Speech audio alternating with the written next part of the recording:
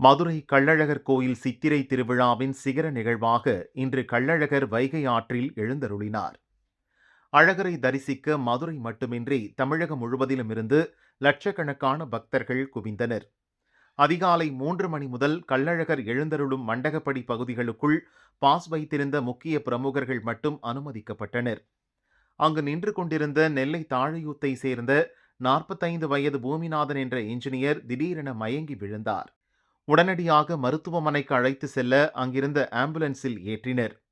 ஆனால் மெயின் ரோடுக்கு வெளியேறும் அனைத்து வழிகளிலும் தடுப்புகள் அமைக்கப்பட்டதால் ஆம்புலன்ஸ் வெளியேற முடியாத நிலை ஏற்பட்டது. இதனால் நீண்ட நேரமாக ஆம்புலன்ஸ் அங்குமிங்குமாக அலைந்து திரிந்தது. வாமனாவதாரத்தின் பொழுது திரிகண்டனாக இருந்த எம்பெருமான்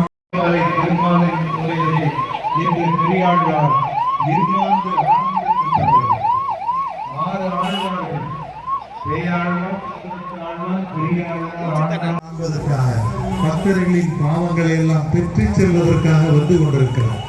கோவிந்தா என்று சொல்கின்ற அந்த நாமத்தின் மூலம் பின்னர் வேறு வழியின்றி கள்ளழகர் எழுந்தருளும் பகுதியான தண்ணீர் நிரப்பப்பட்ட பகுதி வழியாக ஆம்புலன்ஸ் புறப்பட்டு சென்றது. மதுரை அரசு மருத்துவமனைக்கு சென்றதும் பூமிநாதன் உடலை பரிசோதித்த மருத்துவர்கள் அவர் வழியிலேயே இறந்துவிட்டதை உறுதி செய்தனர். கள்ளழகரை தரிசனம் செய்ய மண்டகப்படிக்கு வந்த நபர் இறந்த நிலையில் அவரது குடும்பத்தினர் கதறி அழுதது சோகத்தை ஏற்படுத்தியது. சம்பவம் தொடர்பாக போலீசார் வழக்கு பதிந்து விசாரிக்கின்றனர்.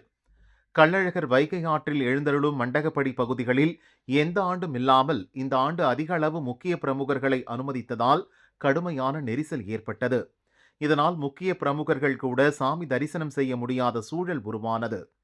மண்டகப்படியை சுற்றி கள்ளழகர் 3 முறை வலம் வருவதற்கு கூட நீண்ட நேரம் தாமதமானது. மாவட்ட நிர்வாகம் முறையாக திட்டமிடாமல் அவசர காலத்தில் ஆம்புலன்ஸ் வெளியேறக்கூட வழி செய்யாததே ஒருவர் பலியாக காரணம் என பக்தர்கள் குற்றம் சாட்டுகின்றனர்.